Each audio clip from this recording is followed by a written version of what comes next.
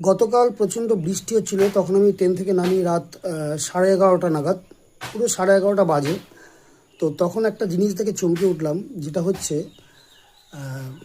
রাস্তার পাশে, মানে স্টেশন থেকে বেরিয়ে এসে বাস স্ট্যান্ডের পাশেই সেখানটায় কিছু গরু, মানে আপনারা দেখলে ভিডিওটা অবাক হয়ে যাবেন, সেখানে প্রচুর গরু লাইন দিয়ে শুয়ে আছে। এটা দেখে খুবই খারাপ লাগলো। তার কারণ হচ্ছে এই গরুগুলো প্রত্যেক দিন একজন ভদ্রমহিলা সন্ধেবেলায় এই গরুগুলোকে তাড়িয়ে তাদের গন্তব্যস্থলে তিনি নিয়ে যেতেন, গন্তব্যস্থলে।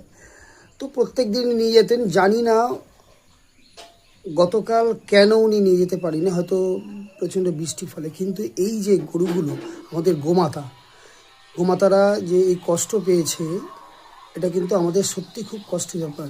তো যিনি এই গরুগুলোকে প্রত্যেক দিন নিয়ে যান, তার কাছে একান্ত অনুরোধ, আপনি কিন্তু এইভাবে রাস্তায় ঘাটে আমাদের গোমাতাদের ফেলে রাখবেন না। এটাই বলার ছিল। দেখুন এবার ভিডিওটা আপনারা।